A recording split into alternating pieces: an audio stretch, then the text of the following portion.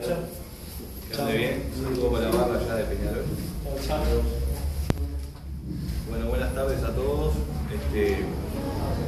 Primero que nada, agradecer la invitación a participar. La verdad que se siente muy a gusto estando acá. Primero por la cantidad de gurises que andan acá en la vuelta y por los compañeros que por supuesto que uno lo comparte.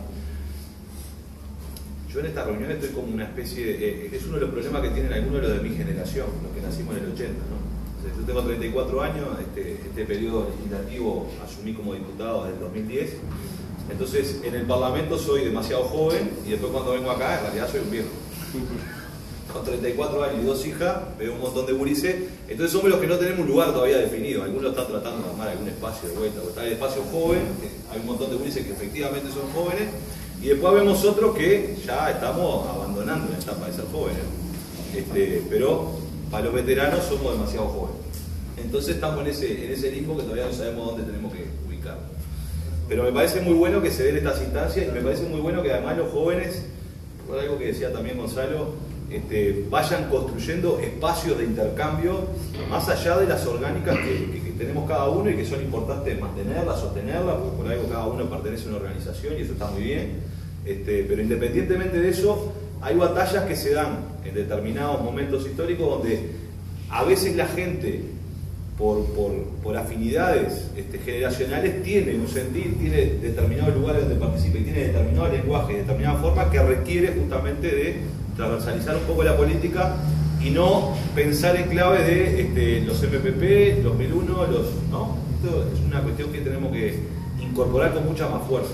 Desde mi perspectiva, me parece que además la gente es primero frente amplista, en general, no los que estamos dentro de los aparatos políticos, pero la gente en general primero frente amplista y después en todo caso, porque no tiene más remedio, tiene que elegir una lista cada 5 años y vota una lista. En realidad lo que hay es un espacio construido con una visión que fue una visión de muy largo plazo por otros jóvenes, cuando fundaron el Frente Amplio, que miraron bastante lejos en términos de qué construir como herramienta, ¿no? Y eso nosotros lo tenemos que analizar porque el Frente Amplio para nosotros, para todos nosotros, es una cosa dada, pero para muchos compañeros fue una creación que requirió de un nivel de análisis y una profundidad y una mirada bien lejos que le permitía, en pleno año 60, 71, en una izquierda mucho más ideologizada de la que tenemos hoy, pero una confrontación muy fuerte en nuestro país y en América Latina, plantearse construir un frente amplio, no un frente revolucionario, no un frente por la liberación,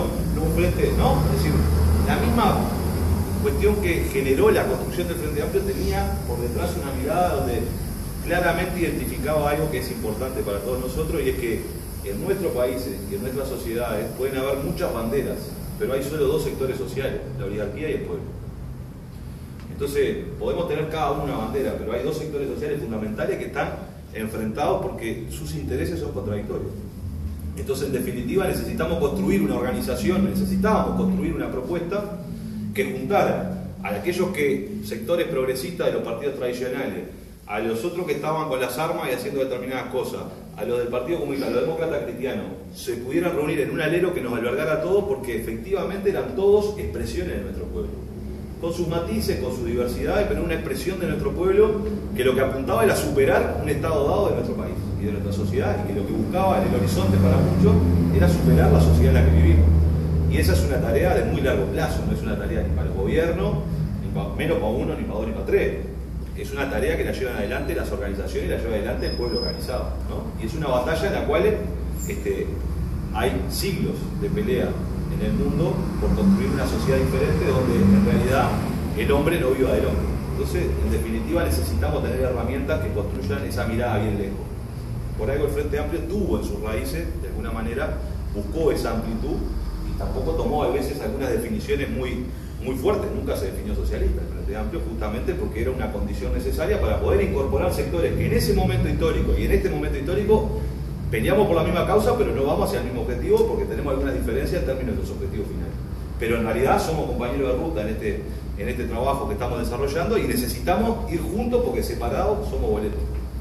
Porque en realidad los sectores concentrados y los sectores dominantes tienen una percepción mucho más clara de cuáles son sus intereses que muchas veces los que pertenecemos al pueblo. Porque en realidad, si uno mira para ir bien en concreto, Si en el 2009 votaron 400.000 personas del Partido Colorado y casi 600.000 personas del Partido Nacional, nosotros no podemos creer de que todos esos son oligarcas. En realidad hay grandes sectores de nuestro pueblo, trabajadores, que hoy votan equivocados. No votan por sus intereses. En realidad votan por los intereses de las clases dominantes, que en definitiva lo que terminan construyendo es que ese es el sentido común, porque al vivir en una sociedad capitalista donde estamos dominados justamente por la ideología de las clases dominantes, muchos creen estar eligiendo lo que les parece que es lo mejor, cuando en realidad lo que están haciendo es votando en contra de sus intereses. Entonces, en definitiva, la lucha es a muy largo plazo y necesita de construir discursos, instrumentos, organizaciones que busquen ampliar cada vez más el marco de acumulación que tenemos, porque en definitiva esto se resuelve en el marco de la correlación de fuerzas. ¿Cuánto podemos avanzar? Y bueno, es lo que en realidad las bases sociales y los cambios nos permitan. Uno no puede avanzar más rápido que las bases sociales y los cambios. En esto hay un elemento muy fuerte de discusión política, ¿no? Porque quién sabe hasta dónde quieren ir las bases sociales y los cambios, ¿no? Ahí hay un elemento de discusión, es como cuando se plantea, bueno, si lo resuelve la correlación de fuerza, bueno, ¿quién tiene el instrumento para medir cuál es la correlación de fuerza? ¿No? Entonces ahí es las discusiones políticas que a veces tenemos dentro del Frente Amplio, donde algunos pensamos, otros piensan que hay que ir más rápido, otros piensan que hay que ir más lento, ¿no? Y algunos dicen que están las condiciones para avanzar mucho más y otros dicen que no. Bueno, pero eso en esencia es la política y la voluntad de acuerdo de un Frente Amplio que tiene que tratar de ir construyendo y de llegar en definitiva todos juntos, ¿no? Un poco lo que decía ella, es decir, nos podemos matar adentro de lo local, nos podemos matar en los congresos, tenemos que discutir muy a fondo nuestras ideas, pero después tenemos que salir con unidad hacia afuera, porque si en realidad en la medida en que nosotros no estamos unidos, sabemos que el enemigo es mucho más poderoso. Y sí tiene capacidad de juntarse, y sí tiene capacidad de identificar claramente cuáles son sus intereses para avanzar, ¿no? Y me parece que hoy estamos parados en un escenario donde evidentemente el Uruguay avanzó muchísimo. El Uruguay ha tenido avance sustantivo en todos los indicadores sociales que uno pueda mirar, en todos. Efectivamente hubo un proceso de distribución del ingreso, ¿no? Algunos dicen que la riqueza es ingreso acumulado, ¿verdad? Los procesos de distribución de la riqueza son mucho más complejos y más en la sociedad en la que vivimos nosotros. Es decir, evidentemente un proceso de crecimiento económico hace que se valoricen mucho más los activos del capital, y quienes son los dueños del capital, por tanto, tienen más riqueza. Que eso es una de las cosas que no ha sucedido. Cuando la tierra vale mucho más, los tenedores de tierra, por supuesto, hoy tienen una riqueza mucho mayor que la que tenían antes del gobierno del Frente Amplio, porque la tierra no valía nada.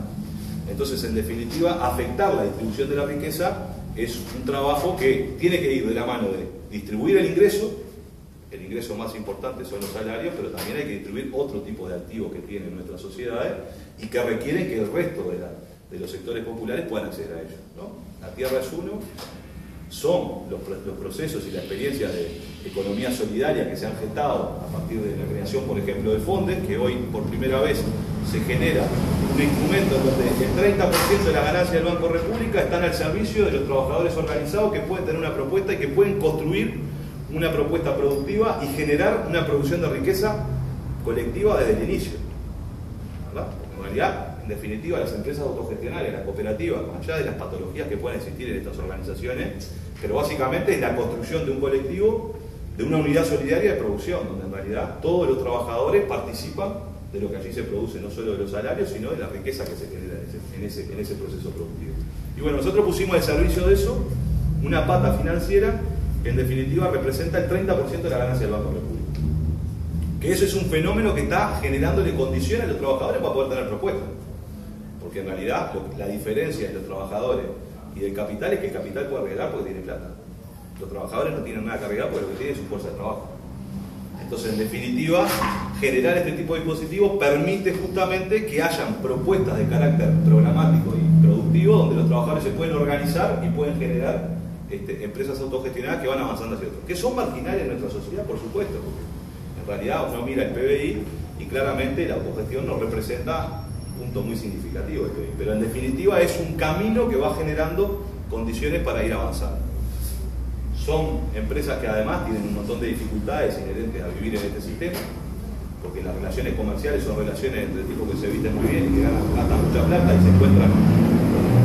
Para ellos se han construido los clubes de élite para que se encuentren los empresarios y hagan negocio, y los trabajadores ahí no entran. Entonces tienen una serie de dificultades. Sin el Estado al servicio de los trabajadores difícilmente puedan generar un proceso de esa naturaleza. Pero eso es un avance importantísimo en en este periodo y en el primer periodo de gobierno, donde genera condiciones para que los trabajadores se puedan organizar y los jóvenes también se puedan organizar. Porque en definitiva, nosotros somos formados para esta sociedad, vivir en una sociedad capitalista, es decir, somos parte de la sociedad capitalista desde la partida de nacimiento hasta la alta defunción. Y la pelea que estamos haciendo y que estamos tratando de dar es dar una pelea en contra de esos valores que nos dicen que vos te tenés que formar o para ser profesional o para ser trabajador. Y si venís de una familia con más plata, para ser empresario. Te venden el sueño empresario. Nadie te forma, ni hay instituciones que te formen para trabajar en una cooperativa. No, ni el sistema educativo no está preparado para eso. Uno se prepara y la gente se forma muchas veces para ser mañana profesional, pasado trabajador, que sea, pero no se forma para iniciar un proceso colectivo con otros. Nuestras instituciones están armadas para formarte en un tubo que va hacia allá. Entonces, esa pelea cultural por tratar de plantearse la construcción de una sociedad diferente y de relaciones diferentes también pasa en el día a día por generar mecanismos, instituciones y programas que permitan poner la autogestión no como un aspecto cuando cierra la fábrica y cuando se funde y se va el capitalista y nos quedamos sin trabajo, es decir, como el remedio al problema del desempleo, sino como una opción real a construir hacia adelante. Y para eso requiere que el Estado tenga presencia, requiere que el Estado financie, requiere que el FONDES en definitiva vaya consolidándose en un banco de desarrollo donde su negocio no es prestar plata, que ese es el negocio de la banca. Su negocio es generar emprendimiento autogestionario, ¿no? Ese es el negocio del FONDES. ¿Cómo lo hace? Prestando plata, pero su negocio no es ganar plata prestándole a los trabajadores. Tiene otra lógica diferente que no es la lógica financiera que tiene la banca tradicional. Y ahí hay todo un camino que hacer. Y yo creo que los jóvenes tienen mucho que aportar eso, y más en el mundo en que vivimos hoy. Un mundo donde evidentemente nos enfrenta a todos a situaciones donde se ha acabado, y no es un proceso que uno pueda volver atrás, donde las grandes concentraciones fabriles se terminaron. Vamos a un mundo donde cada vez la tecnología va sustituyendo más la mano de obra y se requiere mucha más capacidad y materia gris, y quizá la materia prima más importante pasa a ser el conocimiento, y el mundo del futuro va a ser ese, y por tanto las capacidades que se tienen justamente de generar procesos asociativos a partir del conocimiento y socializar el conocimiento pueden ser instrumentos claros para construir procesos autogestionarios en varias ramas, que son varias ramas dinámicas de la economía y no en la rama donde el capitalismo se va.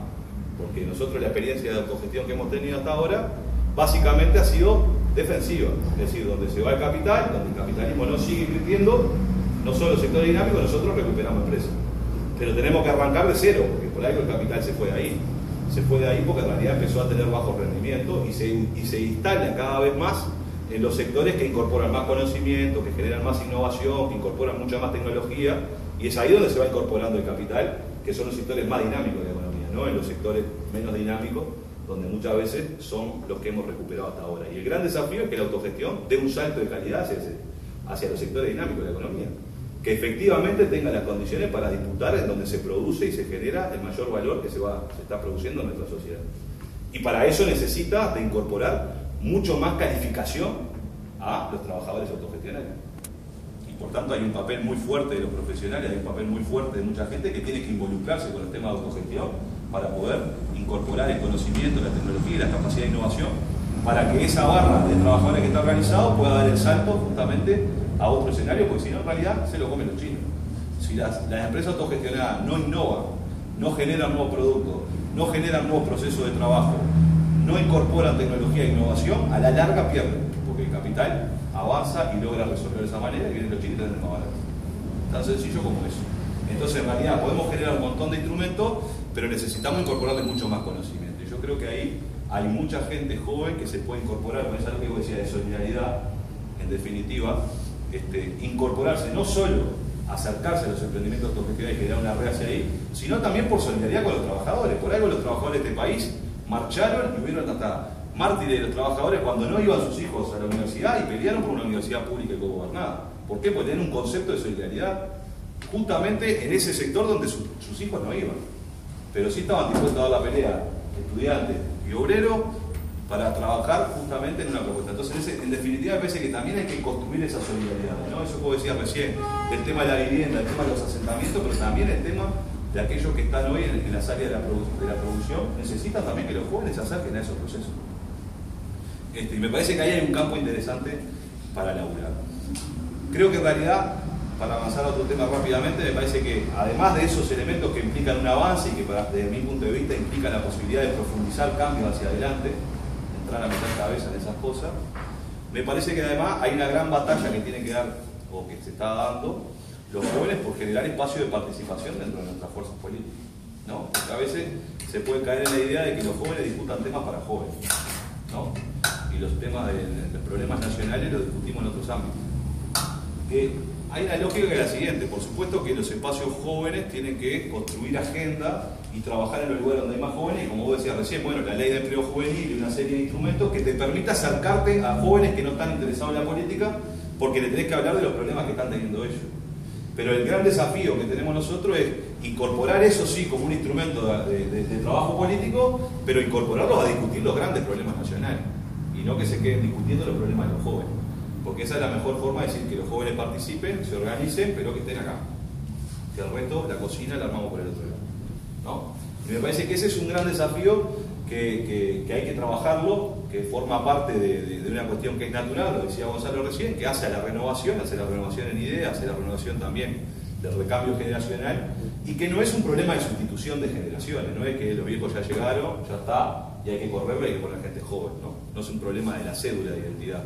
Parece que es un problema de cómo vamos generando que las nuevas generaciones se incorporen a los ámbitos de los espacios de decisión y también vengan con su nueva agenda, con sus agendas y con sus problemáticas y con su lenguaje, pero que también participen de las otras discusiones, que tiene que ver con la distribución de la riqueza, que tiene que ver con la conducción del Estado, que tiene que ver con otras áreas más importantísimas. Y yo creo que ahí hay un gran desafío para seguir trabajando. Creo que el Frente Amplio aprendió mucho, después de muchas peleas.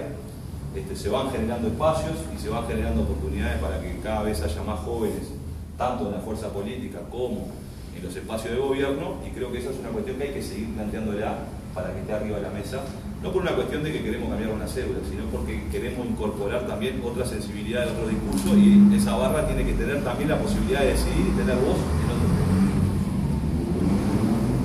Me parece que está instalado en nuestro país una batalla bastante grande en términos políticos. Decía, no tenemos los medios de comunicación, es verdad, no los tenemos, pero los medios de comunicación son los que terminan moldeando la opinión pública muchas veces. Entonces hay una gran batalla que es ideológica y que es en el plano simbólico, donde nosotros tenemos que trabajar mucho. Ahora tenemos que trabajar para ganar el gobierno, ¿no? Y tenemos que estar centrados en conseguir los votos para tener la mayoría parlamentaria y gobernar. Pero me parece que se viene generando una situación que ya no podemos seguir postergando, y es cómo nosotros vamos a enfrentar la discusión con nuestra sociedad y la disputa de los valores y las ideas en nuestra sociedad, más allá de los programas que podemos hacer para el gobierno. Y este es un tema que está arriba de la mesa, ¿no? Es decir, nosotros podemos construir programas para el gobierno, y el programa para el gobierno implica el acuerdo de las fuerzas que tenemos y las posibilidades reales que tenemos de gestión del Estado, pero tenemos que construir las ideas que trasciendan nuestro gobierno. Porque la acumulación política en ideas para superar esta sociedad tiene que tener una fuerza política que le proponga a la sociedad cosas que no son del sentido común, porque el sentido común es una construcción que lo que hace es mantener el status quo. Y no podemos tener unas organizaciones políticas que solo piensen para construir programas en 5 años, o que solo estén para controlar la ejecución de un programa, de un gobierno. Tenemos que tener organización política que dispute espacios simbólicos y construcciones simbólicas en una sociedad, y eso requiere de política y requiere de propuestas de mediano plazo, ¿no? Los medios de comunicación generalmente tienden a ponerle la tapa que la política es el arte solo de lo posible. Y yo creo que nosotros tenemos que, la gran pelea que tenemos que hacer es que la política tiene que ser el arte de transformar lo necesario en posible, que es diferente a hacer solo el arte de lo posible, ¿no? Entonces, cuando vos generás algunas propuestas programáticas, cuando vos te pones a discutir algunas cosas, en realidad los periodistas van y le preguntan al ministro, ¿usted cuándo va a hacer esto? Y el ministro dice, no, yo no lo puedo hacer, no tengo la plata, no está en el programa, ¿no? Entonces genera la contradicción de si la fuerza política puede opinar, ¿no? Y si el gobierno puede hacer, y entonces genera una contradicción, y ese es el trabajo de los medios de comunicación. Pero nosotros tenemos que tener la capacidad de trascender esa etapa que nos están instalando, donde solo pensamos con cabeza de 5 años. Y volver a tomar el desafío de lo que fue la construcción del Frente Amplio y proponer programas para el Uruguay que vaya más allá de los 5 años de gobierno, y que proponga un horizonte de trabajo que le proponga a los jóvenes, y no solo a los jóvenes, un espacio de lucha para trabajar, no por el gobierno, sino por el gobierno, pero por una propuesta de sociedad diferente, ¿no? porque en definitiva se termina razonando con estas cosas. Y a veces caemos en algunas discusiones de estas. Yo voy a poner 3 ejemplos concretos. Hay una idea de que el Frente Amplio castiga a la clase media porque somos malísimos, ¿no? Esto está instalado, ¿no? El IRPF mata a la clase media, destruye a los que todos los días se levantan a trabajar y que se han quemado las pestañas estudiando y han hecho un montón de cosas, y eso se va instalando en la cabeza de mucha gente. El 70% de los trabajadores no paga IRPF y muchas veces en la calle, en esta campaña, nos reclaman por el IRPF. Te reclama gente que no le cobramos el IRPF, ¿no? Entonces, en realidad, ahí hay una construcción. ¿Y cuál es lo que continúa esa construcción? Además de matar a la clase media y matar a los que trabajan, estos locos se lo dan a los otros pichis que están allá, porque así se plantea, que no trabajan y que están tomando bien a la casa, ¿no? Somos tan malos que además castigamos a los que hacen cosas y se la damos a los que no quieren hacer nada, ¿no? Y se construye desde un lugar donde la gente termina convenciéndose, y militantes frente amplistas, a mí me ha pasado en algunos comités tener que discutir estas cosas, donde los compañeros dicen, no, pero se la están dando a aquellos que no hacen nada. Bueno, yo le quiero decir, primero que a partir de una lógica me parece importante. Si fuera verdad que nosotros cobramos impuestos y se lo damos a unas personas que están ahí, que no hacen nada, que son unos vagos y que viven tomando vino, bueno, en todo caso, de cada 100 pesos que recauda el Estado de impuestos, las políticas de transferencia que tiene el gobierno Frente Amplio representan 2 pesos. Quiere decir que de cada 100 pesos de impuestos que pagamos, 2 pesos van a las políticas de transferencia. Estamos hablando. O sea que tampoco es que estamos haciendo del presupuesto público, ¿no?, un lugar donde llevamos todos los recursos. Además que es mentira que le estamos cobrando a la enorme mayoría de trabajadores, porque el 23% de los jubilados son los únicos que pagan IAS y el 30% de los trabajadores son los que están pagando IRPF. Entonces nosotros no tenemos una política que vaya a combatir esta idea que se instala en nuestra sociedad y que le dice, bueno, vos que trabajás y vos que te esforzás y que con tu trabajo que te levantaste de mañana y porque estudiaste ahora tenés una profesión, estás desarrollándote, esto viene y te cobran impuestos. Qué malvados que son. Y en realidad yo me pregunto, ¿los trabajadores de la década del 90 no se esforzaban y se levantaban de mañana? ¿Los estudiantes de la década del 90 no iban a estudiar también y se trataban de esforzarse por tener una profesión? ¿Y qué pasaba? Lo que pasaba es que había un contexto en donde esa gente no rendía su esfuerzo personal. Hay algo de esfuerzo personal para obtener recursos en esta sociedad. Pero después hay un contexto político, ¿verdad? Y hay un contexto de políticas públicas que permiten que tu esfuerzo estudiando, tu esfuerzo trabajando, rinda y puedas vivir y llegar a fin de mes. Y eso cuál es una política de un gobierno que está al servicio de la grande mayoría nacional y que dice que el crecimiento económico se tiene que distribuir por vía de los consejos de salario. Entonces los trabajadores hoy se levantan temprano, pero llegan a fin de mes porque tienen la posibilidad de discutir parte del crecimiento de nuestra economía que vaya a su bolsillo. Y los estudiantes se pueden incorporar y pueden estudiar porque seguimos teniendo una universidad gratuita y que le hemos dado presupuesto para ampliar sus carreras, y después pueden incorporarse a una economía que está creciendo y genera nuevas oportunidades. Pero eso es porque hay una fuerza política gobernando.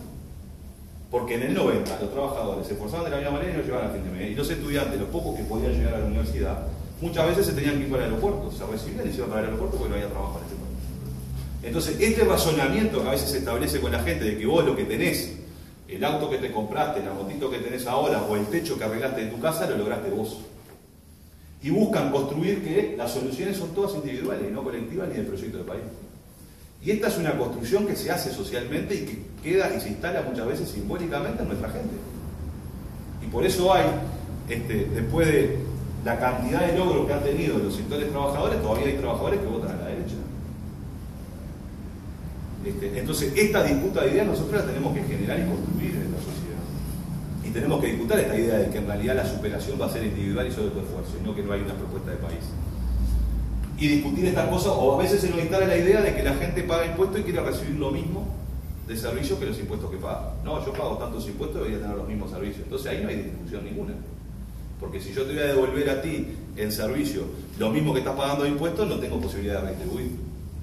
O sea que me amputo la posibilidad de retribuir. ¿Verdad? Entonces en estas cosas me parece que hay un montón de construcciones simbólicas que nosotros tenemos que derribar para poder superar una sociedad que lo que nos dice es que el problema es que hacer la tuya, resolver tu problema y que el resto no te importa. Y que termina a veces focalizándose en alguno de estos elementos, ¿no? En alguna de estas cosas que estamos discutiendo, que tienen que ver con la distribución, porque que pague más quien tiene más, es justamente para poder distribuir después por el otro lado. El Estado distribuye con políticas públicas y por tanto le da servicio a gente que no paga impuestos, y está bien, porque es la forma que tenemos de distribuir. Y eso nosotros en la izquierda lo tenemos que reivindicar como una cosa que está bien porque implica la solidaridad de una sociedad e implica redistribuir. Hay que ver cómo lo hacemos. Por supuesto, en esta campaña le vamos a decir a la gente que vamos a hablar a todo el mundo, ¿no? No se gana campaña electoral hablando de impuestos. Pero en definitiva me parece que hay cosas que nosotros tenemos que tener la capacidad y la valentía de empezar a plantear en esta sociedad. Porque si no, lo que está pasando es que nosotros estamos incorporando un montón de sectores al consumo, y lo que hemos de incorporar es mucha gente a consumir, y lo que nos empieza a reclamar mucha gente a veces porque no puede consumir, no porque no puede vivir. Entonces, en definitiva, nos enfrentamos a una lógica donde o empezamos a establecer en el plano simbólico nuevos horizontes para la gente, o lo que terminamos haciendo es seguir construyendo personas alienadas que en definitiva lo único que quieren es consumir cada vez más, y hoy un campeón de 5.000 pesos, mañana otro de 8, otro de 9, entonces no va a haber salario que alcance para ese nivel de consumo. Entonces me parece que estas cosas hay que empezar a ponerlas por lo menos en términos de problemática, en la cabeza. Creo que los jóvenes pueden hacer un esfuerzo bastante grande en dar estas batallas, creo que son los indicados para hacerlas además, pero me parece que estas cosas hay que empezar a plantear. Yo quiero cerrar con algo que tiene que ver con el No a la Baja, que es una gran batalla que está organizando un montón de jóvenes, ¿no? Y que en realidad generó un espacio donde mucha gente que quizás no se sentía muy atraída por los aparatos políticos, se sintió atraída por esto. Y esa es una batalla que tiene dos componentes. Tiene un componente bien concreto y puntual, y es ganarle un plebiscito a la derecha de este país, la más rancia además, ¿no? Porque en definitiva, una de las cosas que se planteó y que es diferente la estrategia, por ejemplo, con el tema de la marihuana, ellos han incorporado el tema de la marihuana y el tema de un montón de leyes, como las leyes laborales, las han incorporado a la campaña electoral. Es decir, votame a mí que yo las derogo, ¿no? Esa es la estrategia de la derecha para un montón de leyes que son derechos importantísimos para los trabajadores: la ley de 8 horas rurales, la ley de responsabilidad empresarial, la ley de la marihuana. En cambio, con el tema de la edad de imputabilidad, lo han planteado desde otra lógica. Y no por casualidad lo han planteado desde otra lógica. Que la lógica no es votándolo a ellos, sino votando un plebiscito. Porque en realidad la reforma que están haciendo no requiere una reforma de la Constitución, ¿verdad? Y ellos tienen buenos abogados y buenos estudios y saben que, en realidad, si ellos tuvieran mayorías parlamentarias, podrían construir lo que están planteándose por la vía de la reforma constitucional por otro camino. Por tanto, en realidad, la gran excusa de este plebiscito era que, en términos políticos y electorales, la derecha evalúa que es muy difícil ganar al Frente Amplio, o porque eso no quiere decir que hayan descartado ganarnos, ¿no? Pero es bastante difícil en términos políticos y electorales. En términos simbólicos, bueno, es bastante difícil mover a la izquierda del escenario de la política nacional. Y por tanto se plantearon ganarnos un plebiscito. Y ganarnos un plebiscito para generar una derrota importante en el plano justamente simbólico, de la construcción que está haciendo el Frente Amplio. Porque la lógica del plebiscito es una lógica que construye y que parte de un sustento jurídico e ideológico que se establece desde la necesidad de construir el derecho del enemigo, ¿verdad? Y hay gente que ha teorizado mucho con esto. Yo les recomiendo, después si quieren googlear, César Lombroso, un italiano bastante crack, que partía de la base de que los pobres y que los chorros son chorros por naturaleza, ¿verdad? Que su condición natural es el delito, y que existe una comunidad de bien, que son los hombres integrados a una sociedad, que los que comparten una cultura de relacionamiento, los que son parte integrante de la sociedad, tienen que defenderse de esta horda de gente, ¿verdad?, que no comparte los mismos valores, que no tiene las mismas pautas de relacionamiento y que su condición natural es ser delincuente. Y por tanto tiene que haber un derecho para estos que son los que están integrados a la sociedad y un derecho penal para estos otros que tienen condiciones diferentes, ¿verdad? Y en gran parte de la campaña que se establece del No a la Baja están estos componentes instalados, ¿no? Estamos los que trabajamos, nos rompemos el lomo laburando, somos honestos, y después están estos otros que no respetan la vida de nadie, no respetan la propiedad privada, por supuesto no la respetan, ¿verdad? Y que son jóvenes delincuentes pobres que además consumen droga, y que lo que tenemos que hacer es juzgarlo. Entonces, si un botija al sur de Avenida Italia comete un error, ese es un error, porque en realidad tiene una familia, no está contenido, en realidad cometió un error, no lo metas preso. Pero si un joven al norte de Avenida Italia comete un delito, cualquiera sea, tenés que darle la pena máxima que le pueda dar. Y por tanto, mano dura para eso y cárcel como solución.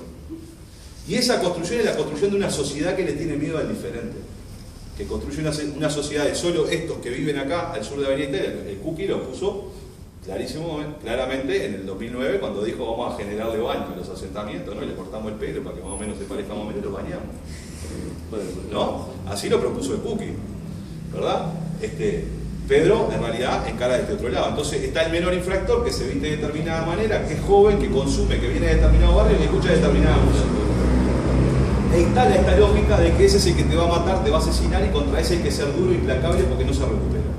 Y entonces los trabajadores que están todo el día mirando la tele, y la gente, la vecina de mi barrio, que está todo el día mirando la tele, le tiene miedo a ese joven que se viste de esa manera, que es medio plancha, que es así, y en realidad no se da cuenta de que su nieto y de sus hijos se visten de esa manera y escucha esa música.